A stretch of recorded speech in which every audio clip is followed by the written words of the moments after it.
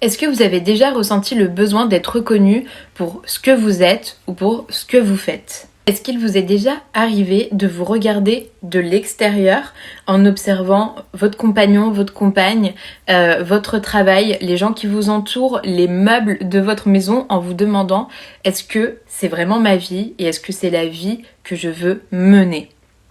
Cette prise de conscience désillusionnée, et c'est ce qui arrive à Léa, qui est le personnage principal de la nouvelle, une nouvelle très brève d'Estelle Normand, qui s'appelle Être élu et qui est parue sur Zone Critique. Bon, de quoi est-ce que ça parle concrètement? Je vous explique.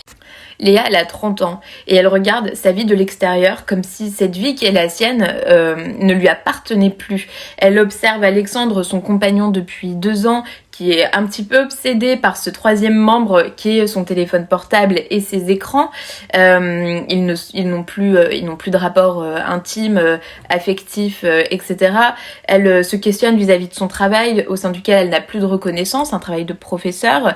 Et puis elle se questionne aussi sur ses conditions matérielles, ses conditions de vie, et elle se demande depuis quand elle n'est plus en phase avec tout ça.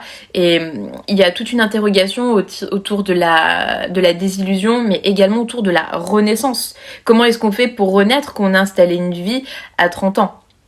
Une des raisons pour lesquelles je conseille cette nouvelle, c'est parce que stylistiquement et d'un point de vue thématique, il y a quand même quelques prouesses, c'est-à-dire en très peu de lignes finalement, l'autrice nous emmène visiter les paradoxes et les émotions profondes du personnage, à tel point que qu'on s'identifie très fort à elle, et elle touche du doigt une espèce d'universalité en termes de ressenti et de questionnement.